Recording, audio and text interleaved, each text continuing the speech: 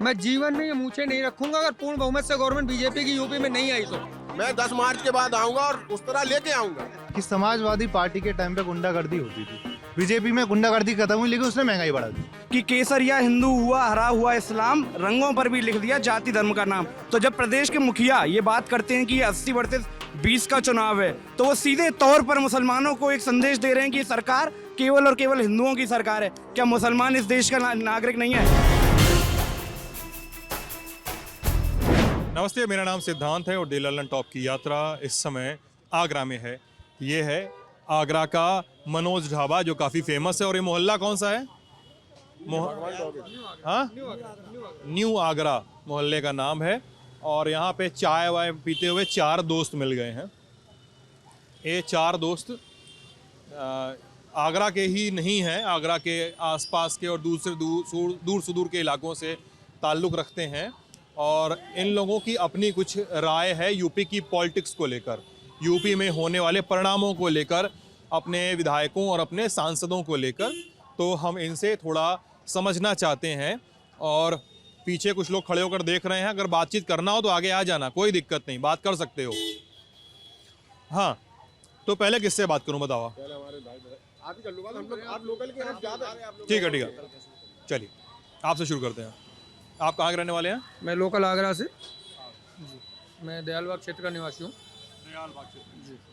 क्या करते हैं सर आप? मैं एक प्राइवेट कंपनी में यूज्ड कार मैनेजर हूँ। क्या कर रहे हैं? यूज्ड कार मैनेजर हूँ। यूज्ड कार मैनेजर हैं।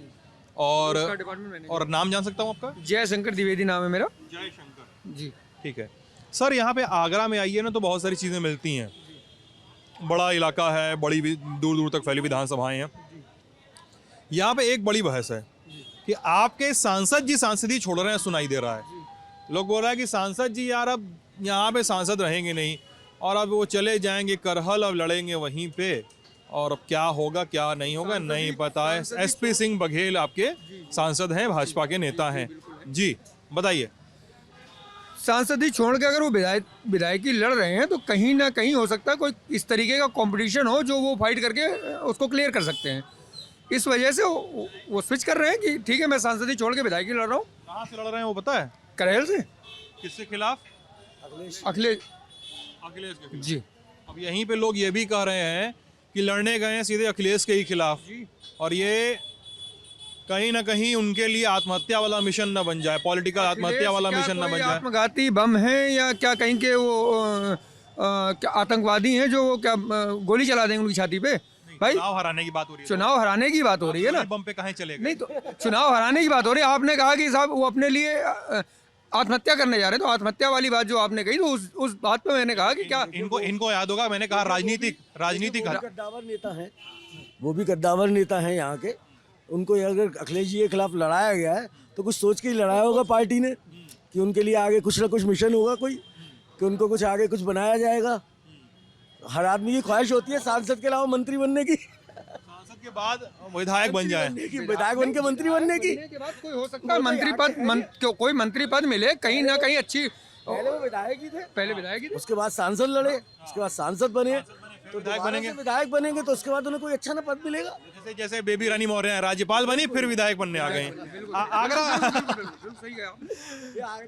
आगरा में ऐसा ज्यादा होता है क्या? ऐसा आगरा में नहीं, ये तो राजनीति है। ये तो हर जगह होता है। ये कोई आगरा में नहीं, ये तो राजनीति है। ये हिंदुस्तान में हर जगह होता है। ऐसा कोई नहीं कि ये कोई नई चीज है या कोई नई खोज, कोई आविष्कार नहीं हुआ है, ऐसा कुछ नहीं होता है। आप लोग मुझको आवाज दीजिए अपने। हाँ, क्या नाम है सर आपका? मेरा नाम मोहम्मद यूसुफ खान। अच्छा, क्या करते हैं सर आप? मैं एडवोकेट हूँ झांसी में जी। जैसे कि अभी आपने पूछा कि उनको ऐसा लगता है कि आत्महत्या करने के लिए भेजा है। देखिए मैं क्लियर कर दूं, देखिए एक सेकंड, राजनीतिक आत्महत्या है, मैं आपकी बात क्लियर कर रहा हूँ। ठीक है, क्योंकि लोग कह रहे हैं कि भाई बड़े नेता के खिलाफ लड़वा के हराने से ऐसा लग रहा है कि शायद बीजेपी का ये कोई अंतरकलह है। एक व्यक्ति जो एक ऊंचे पद पर बैठा हुआ था, सांसद ऊंचा होता है ना कि विधायक। जो आदमी केंद्र में जाके काम कर सकता है उसको स्टेट में क्यों भेजा जाएगा? और वो भी पूर्व मुख्यमंत्री के खिलाफ।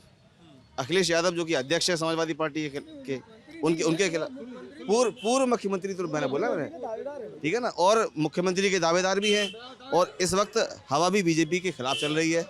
जैसा कि माहौल देख रहे हैं हम लोग आमतौर पे न्यूज़ पे और चैनलों पे, फेसबुक पे, व्हाट्सएप पे चल रहा है। बीजेपी के खिलाफ चल रही है। हवा बीजेपी के खिलाफ थोड़ी सी चल रही है, ऐसा नहीं है। 80% हवा बीजेपी के खिलाफ है। 80% अब हवा जो है बीजेपी के खिलाफ है। हाँ, हम एक युवा पीढ़ी हैं।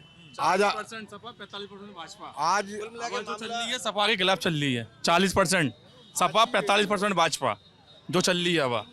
लेकिन जो अखिलेश यादव खड़े हुए हैं मैनपुरी कलर सीट से, वो कम से कम 2.25 लाख से उनकी वोटों की जीत हो रही है पक्की अभी से ही। जो मैनपुरी के रहने वाले हो? मैनपुरी कहीं के भी रहने वाले नहीं है। तुम कहाँ के रहने वाले हो? जनपद आगरा के रहने वाले हैं। आगरा पे बात किया जाएगा, मैनपुरी भी हम जाएंगे। अगर आप पूरे उत्तर प्रदेश की बात करेंगे तो कम से कम 230 से 240 सीटें सपा लेके आएगी इस बार।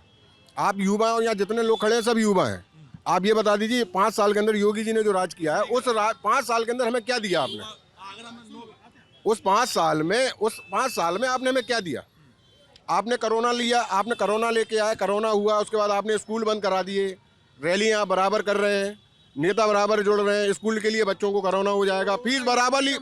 नहीं किसी ने कोरोना यूपी के अंदर, हिंदुस्तान के अंदर मोदी जी या योगी जी ने या बीजेपी गवर्नमेंट ने यहाँ पैदा किया था।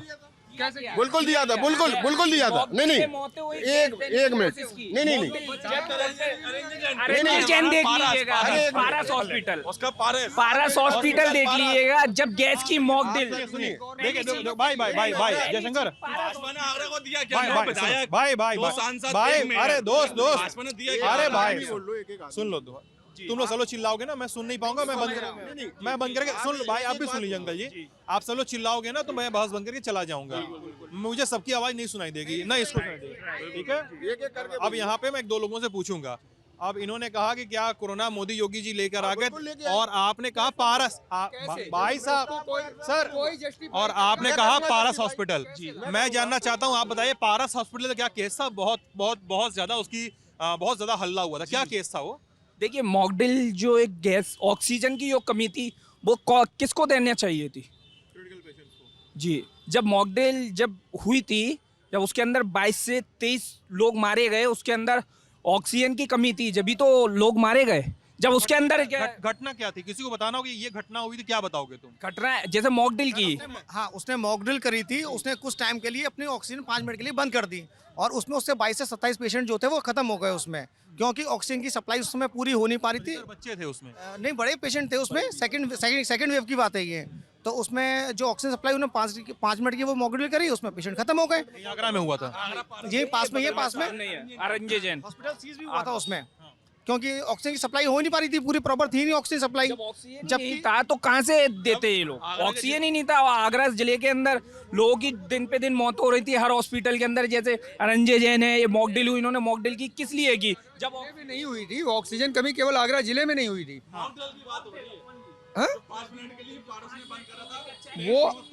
वो बंद नहीं, वो हॉस्पिटल रेस्पॉन्सिबल है, ना कि योगी जी है, मोदी जी रेस्पॉन्सिबल है।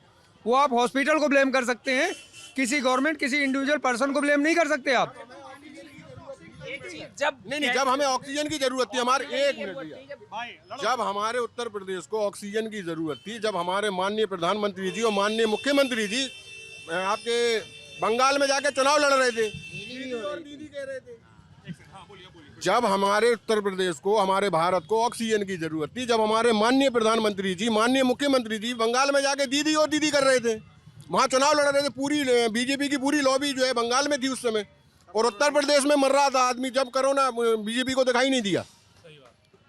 भाई हम लोग जब मर रहे थे, हम लोगों ने बीजेपी को वोट क्यों दिया था? कि हम लोगों को ये लगा था कि एक युवा, सुनिए, आज हम लोगों ने बीजेपी को, हम मुस्लिम हैं, हमने बीजेपी को वोट इसलिए दिया था। सर 1 मिनट, मैं एक मुस्लिम हूँ, मैं मुस्लिम बंदा हूँ, मैंने बीजेपी को वोट इसलिए, सुनिए, नहीं मेरी बात सुनो, मैं मुस्लिम हूँ, मैंने बीजेपी को वोट इसलिए दिया था कि मैं एक युवा हूँ, और मोदी जी जो बातें करके सत्ता में आए थे वो शायद पूरा करेंगे, शायद व्यापार बढ़ाएंगे, शायद नौकरियां बढ़ाएंगे, 2 लाख रोजगार देने का वादा किया था, मिले क्या सर? 15 लाख तो चलो मैं जुमला मान ले रहा हूँ कि 15 लाख का भाई वादा किया था, वो नहीं, कोई भी गवर्नमेंट नहीं देती है, ना बीजेपी देगी ना कांग्रेस देगी। लेकिन आपने युवा पीढ़ी के लिए किया क्या सर? आपने किया हिंदू मुस्लिम, आपने किया मॉम लिंचिंग, आपने किया इंसान से इंसान को लड़ा दो। मतलब आप अंग्रेजों वाली डिवाइड एंड रूल वाली नीति पे आप राज करना चाहते हैं। आप देश के सम्मानीय व्यक्ति हैं, आप प्रधानमंत्री, आपके लिए सारे लोग एक होना चाहिए, क्या हिंदू क्या मुस्लिम क्या चमार क्या कोरी, सब एक होना चाहिए। केवल ये राजनीति बीजेपी कर रही है? ये राजनीति बीएसपी नहीं कर रही है, सपा नहीं कर रही है, या कांग्रेस नहीं कर रही है, या आज तक नहीं किया गया है? हाँ? सपा मुस्लिम को सपोर्ट नहीं करती, या कांग्रेस इस चीज को सपोर्ट नहीं करती है? एक सेकंड, कांग्रेस और सपा टोटल मुस्लिम कौम को सपोर्ट करती है। टोटल मुस्लिम वोट जो है सपा और कांग्रेस को जाते हैं। हाँ? आज के किसान, सुनिए, जिम्मेदार कोई नहीं, जिम्मेदार क्या गवर्नमेंट है? क्या इसके पहले आत्महत्याएं नहीं हुई हैं? क्या इसके पहले क्या आत्महत्याएं नहीं हुई? किसान ने आत्महत्या नहीं करी है? कांग्रेस गवर्नमेंट में क्या आत्महत्याएं नहीं करी किसानों ने? अरे जो 2 राज्य मंत्री बने, आगरा के लिए क्या करा ये बताइए जी। 9 विधायक, 1 मेयर, जिसमें 9 विधायक 2 राज्य मंत्री बने, एक जिया धर्मेश और एक चौधरी उदयवान फतेहपुर सीकरी के विधायक। उन्होंने 9 विधायक, 1 मेयर और ऊपर से 2 सांसद आगरा के अंदर। कौन सा स्मार्ट सिटी बना दिया आगरा को? सबसे बड़ी चीज स्मार्ट सिटी। आगरा को बताते हैं कि स्मार्ट सिटी बनाया जाएगा। आगरा के मेयर नवीन जैन कहते हैं स्मार्ट सिटी बना दिया, तब भी आगरा कम से कम हिंदुस्तान के अंदर 21 या 22 आवाज फटेगी उसमें, उसका कान में भी दर्द हो रहा होगा हमारे कैमरा में। 21 या 22वें नंबर पर आगरा आया है स्मार्ट सिटी के अंदर, गंदगी के अंदर। और ये कहते हैं आगरा में हमने बहुत कुछ दिया, स्मार्ट सिटी दिया। कहाँ है स्मार्ट सिटी? 9 विधायक कहाँ चले गए? 1 सांसद कहाँ चले गया? 2 सांसद, 1 मेयर कहाँ है? युवा के लिए क्या करा? युवा के लिए जो आज सरकारी नौकरी के लिए रो रहे हैं, सरकारी नौकरी के लिए रो रहे हैं। सबसे बढ़िया कोरोना के अंदर जो एक माँ ने अपना लाल खो दिया, टीजी पे लेकर चल रही थी, उसको ऑक्सीजन मिला। एसएन मेडिकल कॉलेज के बाहर जो माँ अपने लाल को खड़े लेके खड़ी थी, उसको डॉक्टर ने ऑक्सीजन नहीं दिया, जो उसने अटैची पे दम लेकर तोड़ दिया। वो यहाँ से मैनपुरी तक पैदल गई थी लाश को लेके। कहाँ वो दिन जो बच्चा माँ के सामने मरा हो? कहाँ ऑक्सीजन सरकार का? सबसे बड़ी चीज दोस्त, आज से 5 साल पहले तक आगरा के लिए क्या हुआ? आपके पास कोई लिस्ट है आज की तारीख में? मैं बताऊं, अखिलेश यादव का दिया हुआ नखलऊ एक्सप्रेस, सबसे बड़ी चीज जो आज जा रहे हैं नखलऊ एक्सप्रेस। मेट्रो चल रही है, वो किसकी देन है? अखिलेश। अभी तक उद्घाटन क्यों नहीं हुआ भाजपा में? क्यों नहीं होगा? चल रहा है ना। जुमला सिर्फ जुमला। अगर सपा गवर्नमेंट में इसकी शुरुआत भी हुई होती तो मुझे बताइए आप, सपा गवर्नमेंट में कहीं एक गड्ढा खोदा गया था मेट्रो का? मुझे आप बता सकते हैं? अच्छा सुनिए मेरी बात भाई साहब अरे जय संघ, अरे थोड़ा सुन भी लीजिए। व्यू है। हाँ नहीं मुझे पता कोई लड़ाई भी नहीं कर रहा है। मेरी बात सुन भी लीजिए। नहीं मेरी बात सुन भी लीजिए। मैं चाह रहा हूँ कि आप लोग मेरी भी बात सुने थोड़ी सी। कोई बात नहीं, ये लोग भाजपा और सपा ये सब हो ही जाता है चुनाव में, कोई बड़ी बात नहीं है। अच्छा अभी आप दोनों लोग एक दूसरे से वादा कर रहे थे कैमरा शुरू होने के पहले। क्या वादा था? आप लोग एकदम हाथ मिलाए और आपने तो 230 कहा दिया। ये कह रहे हैं सपा 230 लेकर आएगी। पूर्ण बहुमत से बीजेपी अगर नहीं आएगी तो मैं जीवन में ये मूछें नहीं रखूंगा। अगर पूर्ण बहुमत से गवर्नमेंट बीजेपी की यूपी में नहीं आई तो मैं अपनी आजीवन की बात कर रहा हूँ, आजीवन मूछें नहीं होंगी मेरे चेहरे पे। ओके, मैंने एक्सेप्ट कर लिया ना। मैं 10 मार्च के बाद आऊंगा और उस तरह लेके आऊंगा। अरे सुनिए ये इन दोनों दोस्तों की बात, ये हमारी आपसी बात है। हम सब 4 लोग, हम सब आपस के हैं। ये हमारी आपस की बातें हैं। अपने बड़े भाई के लिए उस तरह और शेविंग क्रीम लेके आएंगे। बाबू जी फॉर्म से बनवाऊंगा। अरे ठीक है, आपके लिए भाई तुम फॉर्म से बनवाओगे? फॉर्म से बनवाऊंगा, लेकिन मुझे इनकी सेविंग क्रीम की जरूरत नहीं पड़ेगी। सबसे बड़ी चीज भाई आता हूँ। सबसे बड़ी चीज बल्कि तुम 3-4 बार बताए। रुक जाओ दोस्त, अभी आपसे बात करेंगे हम। आप जब हम लोग कैमरा शुरू नहीं किए थे, आप ये कह रहे थे कि अंतरकला और गुटबाजी का फायदा भाजपा को होने वाला है चुनाव में। बिल्कुल सही बात है। और अब भाई हम बोल रहे हैं दोस्त, और आप ये बात कह क्यों रहे थे और किस अंतरकला और किस गुटबाजी की बात आप करते हैं, मैं ये जानना चाहता हूँ सर। एक्चुअल में क्या है कि सारी पार्टियां एक होकर लड़ना चाह रही हैं बीजेपी के खिलाफ, लेकिन लड़ नहीं पा रही हैं। जब अपने अपने आप कैंडिडेट उतारोगे तो जनता बाहर भागेगी। देखिए बीएसपी का वोट बैंक पक्का है अपना, वो बीएसपी में जाएगा।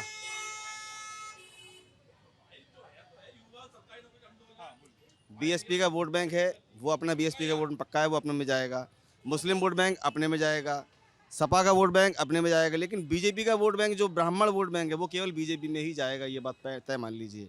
हम लोग 1 लाख होने के बाद भी हार जाएंगे और सामने वाला विधायक 60,000 वोट पाके जीत जाएगा आसानी से, बिल्कुल तय मान लीजिए आप।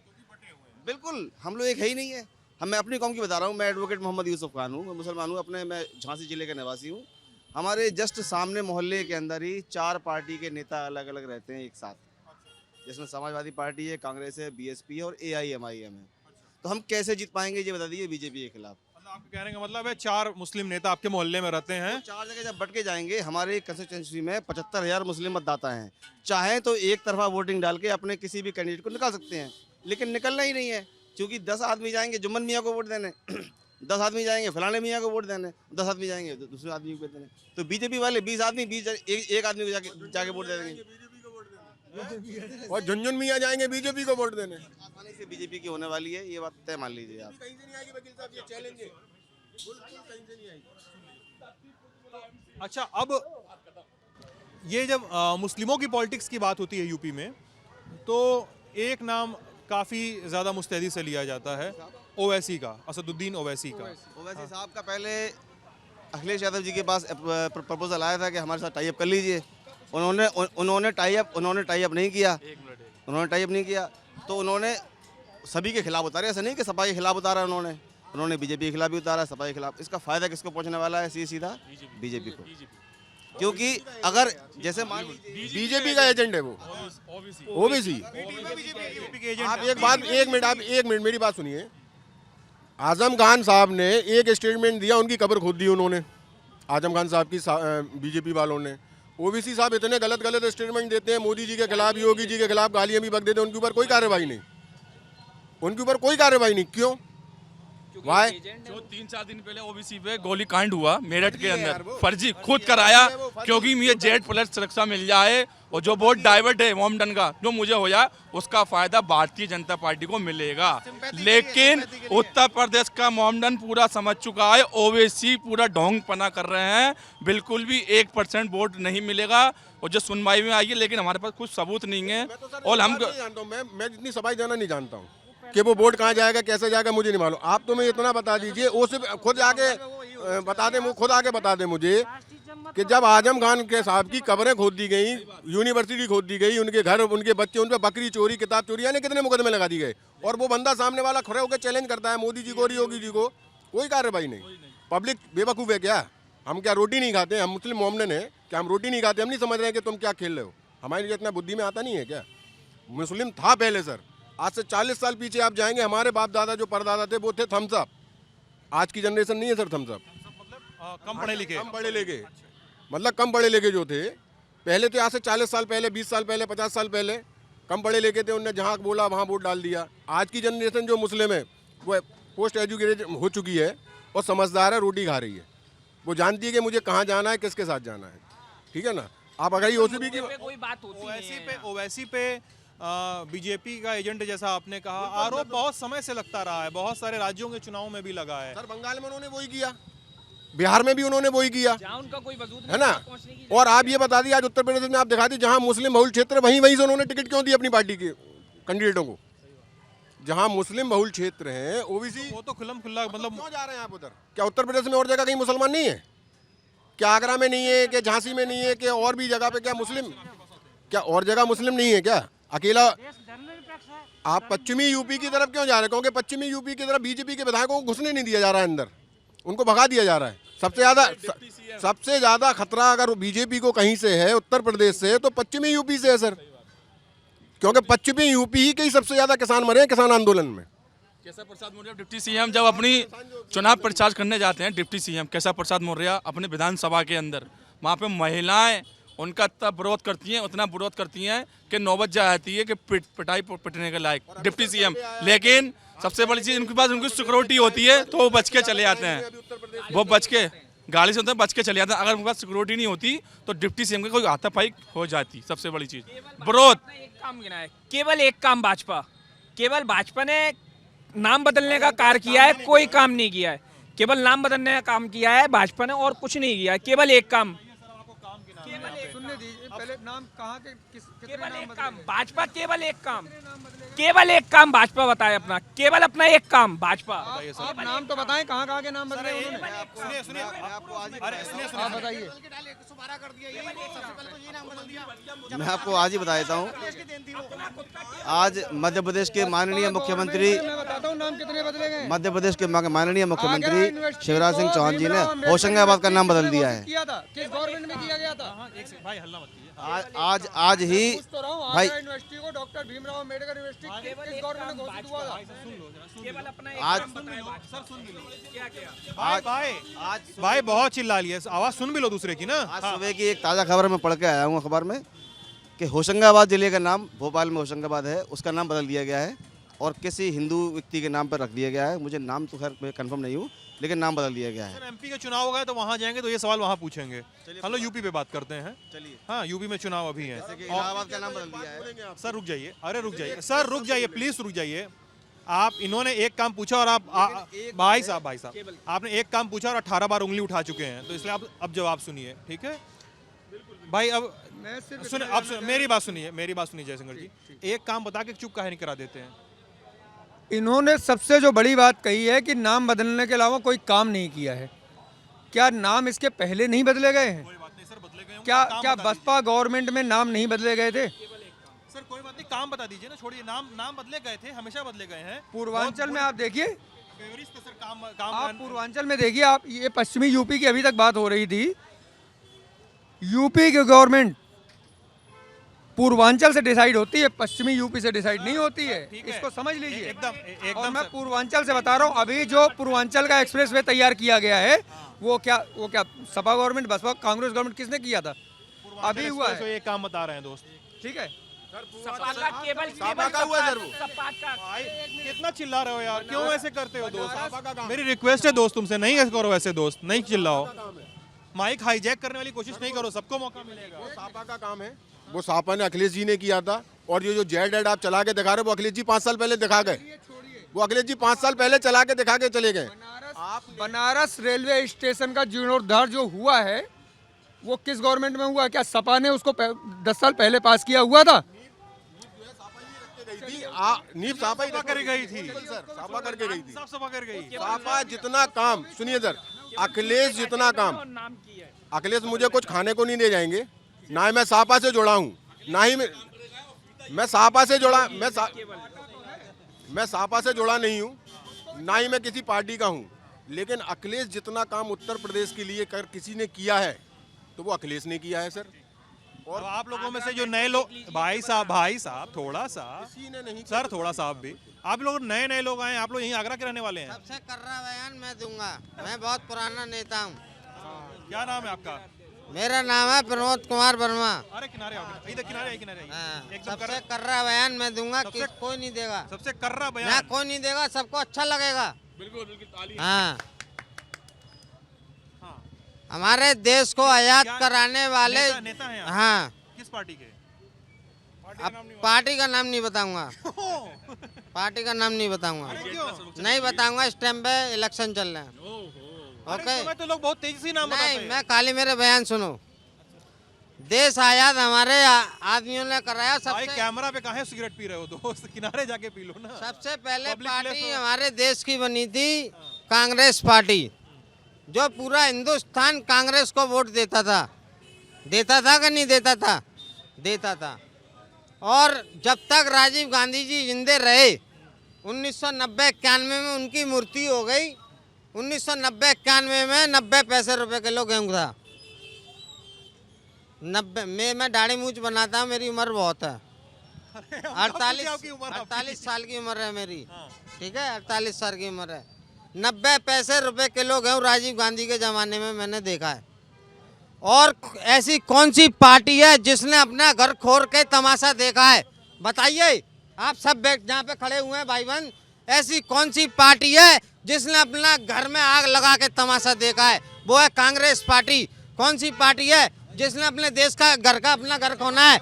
इंदिरा गांधी मारी गई, राजीव गांधी मारा गया और संजय गांधी मारे गए, सब मारे गए। ऐसी कौन सी पार्टी है जिसके घर में आग लगी है? सिर्फ वो है पार्टी कांग्रेस पार्टी, जिसने जिसने देश के लिए सब कुछ किया, सब कुछ गरीबों के लिए सब कुछ किया। इंदिरा ने, राजीव ने सब कुछ किया। उनके घर वाले मरवा दिए गए। क्यों? क्यों? सच्चाई को उनको दबा दिया गया। वो थे सच्चे लोग, वो पूंजीपति शुरू से पैसे वाले थे। अरे ये सर, थे सब भिखारी सर, थे, रुकिए। जो आज पैसे वाले हो गए हैं। अरे सर, हाँ। मेरी बात सुनिए। शायद हो सकता हाँ, है, बताइए। शायद हो सकता है कि हम में से कई लोग कई तरह के नशे करते होंगे। हाँ, वो दुनिया करती है, नशे को मारो गोली। सर सुन तो लीजिए मेरी शांति बात बात। करो। अरे सर सुन तो लीजिए, हाँ। आप भी हो सकता है नशा किए हो, अभी मुझे कोई दिक्कत नहीं, कोई इलीगल काम कुछ नहीं है, अपने पैसे कोई भी कुछ। ऊपर मेरी वाले बात ने सुनिए। हर चीज का दो रूप बनाया है, अरे ये भी समझ जाएंगे। वो अमीर, गरीब, सर मेरी काला, गोरा, छोटा, अमीर। और एक नशा होता है नशा करने के लिए, और एक नशा होता है मूड बनाने के लिए, जिसके भी दो रूप बनाए हैं। आप वाला कौन सा है? हैं? हमारा तो मूड बनाने वाला है। हम नशेबाज नहीं, हम बाल बच्चेदार हैं। अच्छा ठीक। हाँ, हम नशेबाज नहीं हैं। मैं बस इतनी रिक्वेस्ट थी, हाँ। सर थोड़ा धीमे बोलिए। हाँ, ये बोलिए। माइक पे है ना, मेरी आवाज तेज ये है। मोहन है, ये जो दोस्त है मेरा, हाँ। इसके कान में हेडफोन लगा है, आपकी ओके, आवाज मैं- जा रहे हैं, उसको बहुत तेज से आवाज। जाने दो, बिल्कुल सच्चाई की आवाज जाएगी, सच्चाई जा रही है। तो अच्छा, आपने बताया नहीं कि आचार संहिता लगी है, इलेक्शन हो रहा है, लेकिन आप कांग्रेस पार्टी के नेता हैं। नहीं, हम चाहे किसी के भी हों, लेकिन हम सच्चाई बोलते हैं। सच्चाई बोलिए। नहीं, हम तो आप खड़े हो ना मेरे। मेरा मनोज ढाबा ये मेरा ही है, अच्छा, आपका है? ये मेरा ही है। सही बोल रहे हैं? हाँ, मैं भाई हूँ इनका, निरंजन भाई का छोटा भाई हूँ। भैया मैं बोलूं? हाँ, क्या नाम है दोस्त? अब आप मेरा नाम है बोलिए। Arshit Garg. Okay, good night. Good night sir. Toilet करके आता हूँ। देखिए मैं किसी पार्टी का नहीं अरे हूँ, आराम कर लिए, बोले टॉयलेट मैं करके किसी आता हूँ। पार्टी का नहीं हूँ, मैं केवल एक कॉमन मैन हूँ। ठीक है, मैं एक चीज़ बोलूँगा, हर एक पार्टी में गुण क्या भी करते है। हो दोस्त आप? मैं इस समय बिजनेस करता हूँ, शूज़ का बिजनेस? बिजनेस करता हूँ, शूज़ का, जूतों का। तो मैं आपको बताना चाहूँगा कि हर एक पार्टी में कुछ गुण भी है और कुछ बुरा भी है। देखिए, आप किसी भी पार्टी के समर्थक हो, आप बुरा मत मानना, लेकिन बहुत क्लियर बात कहूँगा, मेरे दिल में दबी हुई थी, आज बोल देता हूँ कि समाजवादी पार्टी के टाइम पे गुंडागर्दी होती थी, लेकिन जब पुलिस वाले ने पकड़ लिया, नेताजी पुलिस वाले ने पकड़ लिया, छुड़वा दो, तो ये होता था। बीजेपी में गुंडागर्दी खत्म हुई, लेकिन उसने महंगाई बढ़ा दी। बुरा मत मानना, पेट्रोल के दाम, क्या चीज़ के दाम नहीं बढ़े। मेरी बात सुन लीजिए प्लीज़ यार। और एक चीज़ बोलूँगा कि जो हमारा पीएम होना चाहिए ना, वो एजुकेटेड होना चाहिए। उसका रीज़न क्या है, आप दिल्ली में देख लीजिए, दिल्ली में पीएम वो मुख्यमंत्री जो है केजरीवाल जी, वो एजुकेटेड है। उन्होंने दिल्ली में कितना काम करा है। जो गवर्नमेंट स्कूल थे वो उन्होंने प्राइवेट से ज़्यादा हालत सुधार दी। उसमें 1 लाख से ज़्यादा उसमें लोगों ने एडमिशन लिया। जहाँ पे गवर्नमेंट स्कूल, यहाँ के गवर्नमेंट स्कूल देख लो यार जाके, साला कोई एडमिशन नहीं लेता है, सब प्राइवेट में भगते हैं। वहाँ पे ना गवर्नमेंट स्कूल में एडमिशन ले रहा है बच्चा। जब आपका बच्चा ही नहीं पढ़ पाएगा ना, वो सुधर पाएगा, उसे इंग्लिश की स्पेलिंग नहीं आती होगी, तो वो कैसे आगे देश को बढ़ाएगा? आप मुझे बताइए, वो कैसे जज कर पाएगा कि कौन नेता अच्छा है कौन बुरा है? तो हम सबसे पहले इंसान को एजुकेटेड होना चाहिए। जो हमारा छोटा बच्चा है उसको पढ़ाना चाहिए हमें, ठीक है। और हमें, अगर आप यहाँ पे कोई भी नेता हो, कोई भी पार्टी का नेता हो, अगर आप नेता हो ना भाई, तो वोट मांगने जब आते हो ना, वोट लो। जनता आपको वोट देगी, लेकिन आप काम करो। क्या नाम है आपका? गलत तो नहीं बोला? मेरा नाम विकास बंसल है विकास बंसल जी। मैं बिजनेस करता हूँ, बिजनेस करता हूँ। और मैं आपने बताया, बहुत देर तक बात की, दूसरे को मौका दीजिए दोस्त। हाँ। मैं ये कहूँगा कि देखिए, मैं किसी पार्टी का सपोर्टर नहीं हूँ, लेकिन अगर आप नटशेल अगर हम कुछ पॉइंट्स निकालें पिछले 5 साल में बीजेपी के गवर्नमेंट के, नो डाउट यहाँ पे गुंडागर्दी कम है, साफ़ सुथरा माहौल है पहले की अपेक्षा बीजेपी सरकार में, नो डाउट। एजुकेशंस को भी काफ़ी प्रमोट कर रहे हैं। और बीजेपी का अगर हम सेंट्रल गवर्नमेंट को भी देखें तो इंफ्रास्ट्रक्चर भी काफ़ी अच्छा हो रहा है शहरों में। आज से अगर 3 साल पहले, 4 साल पहले हम देखें, 5 साल में, इस भगवान टॉकीज की सूरत ही देखें, इतना गंदा था कि जो कि आज देखने में लगता है कि किसी हम सिटी में खड़े हैं, आपका मन कर रहा है यहाँ पे खड़ा होने का। तो ये बीजेपी का प्लस पॉइंट्स हैं, लेकिन माइनस पॉइंट्स जो है कि ये बिजनेस के साथ ही नहीं है, ये बिजनेस के बिल्कुल साथ ही नहीं है, इकोनॉमिक्स को बिल्कुल नहीं देख रहे हैं। अगर माइनस पॉइंट्स देखें जिससे हम बिल्कुल रुष्ट हैं, इस पॉइंट्स को लेके हम बिल्कुल संतुष्ट नहीं है बीजेपी से। क्यों इकोनॉमिक्स और बिजनेस के साथ में नहीं? बिजनेस के हिसाब से इनकी पॉलिसीज इतनी बढ़िया नहीं है। जो वाजपेयी साहब के समय में जो बिजनेसमैन्स को जो फ्रीडम थी काम करने की, रिस्ट्रिक्शन नहीं थी, जो इन्होंने इस तरीके से किया हुआ है, व्यापारी को बिल्कुल बांध दिया है लीजेंट में। अब जीएसटी लगने से सारा बिजनेस सेंट्रलाइज हो गया है। हम लोगों का जो 200 किलोमीटर दूर पे सेंटर में सारा बिजनेस काफ़ी चला गया है। तो ये चीज़ें बहुत सारे फैक्टर्स हैं, इनको थोड़ा देखना पड़ेगा। प्रदेश सरकार पे क्या कहेंगे आप? ये तो जीएसटी और तमाम चीज़ें, ये तो माले सेंटर का काम है। हम प्रदेश सरकार पे, आप अपने विधायकों पे बात कीजिए, अपने यहाँ के सांसद जो एसपी सिंह बघेल हैं, जो अब चले गए हैं करहल विधानसभा चुनाव लड़ने, इन सब के रिपोर्ट कार्ड पे आप क्या कहेंगे? मैं बस यही कहना चाहूँगा कि सरकार किसी की भी आए, सबको कई सारी चीज़ों को साथ में लेके चलना पड़ेगा। इंफ्रास्ट्रक्चर भी लेना पड़ेगा, गुंडागर्दी का जो माहौल है इसको भी लेकर चलना पड़ेगा, बिजनेसमैन को भी लेकर चलना पड़ेगा। सब हम एक फैक्टर को एक चीज़ पे नहीं छोड़ सकते हैं। मेरा बस कहने का मतलब ये है, मैं किसी पार्टी का सपोर्टर नहीं हूँ, मेरा एक कॉमन मैन की तरह बात कहने का मतलब ये है।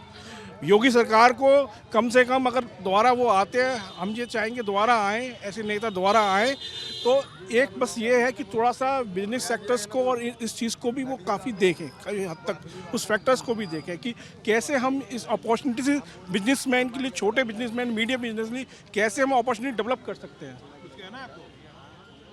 बोलिए इधर आइए स्टूडेंट, आप सुनेंगे दोस्त, सुनेंगे क्या करना इधर। अच्छा पहले तुम ही बोल लो। भैया मेरा नाम पार्थ गोस्वामी है और मैं कृष्ण नगरी मथुरा से आता हूँ। मैं यहाँ दयालबाग एजुकेशनल इंस्टीट्यूट है, उसमें बीएससी एग्रीकल्चर का छात्र हूँ। तो सर रोजगार के मामले में तो ये सरकार सारी दुनिया जानती है, चाहे वो सेंटर की बीजेपी सरकार हो या फिर प्रदेश की सरकार हो, पूरी तरीके से फ्लॉप साबित हुई है। और मैं अगर चंद शब्दों में कहूँ कि ये सरकार कैसी रही है आज से लेके तब, और सर अगर मैं कहूँ कि ये सरकार तुष्टीकरण की सरकार है, पोलराइजेशन की सरकार है, तो बस मैं इतना कहूँगा कि उर्दू का एक शेर है कि केसरिया हिंदू हुआ हरा हुआ इस्लाम, रंगों पर भी लिख दिया जाति धर्म का नाम। तो जब प्रदेश के मुखिया ये बात करते हैं कि ये 80 वर्सेस 20 का चुनाव है, तो वो सीधे तौर पर मुसलमानों को एक संदेश दे रहे हैं कि ये सरकार केवल और केवल हिंदुओं की सरकार है। क्या मुसलमान इस देश का नागरिक नहीं है? क्या संविधान ने उसे इस बात का अधिकार नहीं दिया कि वो खुले तौर पर जी सके? मैं हाँ बीजेपी सरकार की एक दंगों के रूप में तारीफ करूंगा कि इस सरकार में कोई भी आधिकारिक तौर पर दंगा नहीं हुआ, जैसे कि हमें पुरानी सरकार में देखने को मिलते थे कि मुजफ्फरनगर दंगा हुआ था, और हमारे मथुरा में भी जो जवाहर बाग को खाली करवाया गया था, जिसमें कई पुलिस वालों को मारा गया था, और उसके बाद वहाँ कार्रवाई हुई। पर जब सर चाहे आप जैसे, और सर एक पाकिस्तान का मुद्दा हर चुनाव में उठे आता है कि सर कि हमने पाकिस्तान के इतने आदमी मार दिए। मैं कहता हूँ आप पाकिस्तान को पूरा ख़त्म कर दीजिए, पर अगर आपकी वजह से इस देश का एक भी जवान अपनी जान खो रहा है तो इसकी जिम्मेदारी आपकी और किसी की नहीं है। मतलब मुझे भी लगता है कि कई मौके भाई आपस में कहें, जिसको बोलना है बोल लेगा। भाई तुम कहाँ वकील बने हो, भाई बोल लेगा, उसको बोलना होगा तो ये थी हमारी आगरा से बातचीत। जाहिर सी बात है चुनाव में नेताओं को थोड़ा सा ये भी समझना चाहिए, भले ही आप किसी भी पार्टी के नेता हों, कि आपको सरकार बनानी है। पार्टी चाहे किसी एक धर्म की हो सकती है, पार्टी चाहे किसी एक खास जाति की, किसी एक खास तबके की हो सकती है, लेकिन सरकार सबकी होती है। सरकार को आप वोट दें चाहे न दें, आपको चाहिए चाहे नहीं चाहिए, लेकिन वो सरकार सभी की होती है। हमारे और आपके टैक्स के पैसों से चलती है, हमारी और आपके लिए भलाई के कार्यक्रम, हमारे और आपके कल्याण के कार्यक्रम चलाती है। सभी तबकों, सभी समुदायों का ध्यान रखना सरकार का धर्म है। आप लल्लन टॉप देख रहे थे, आपका बहुत बहुत शुक्रिया।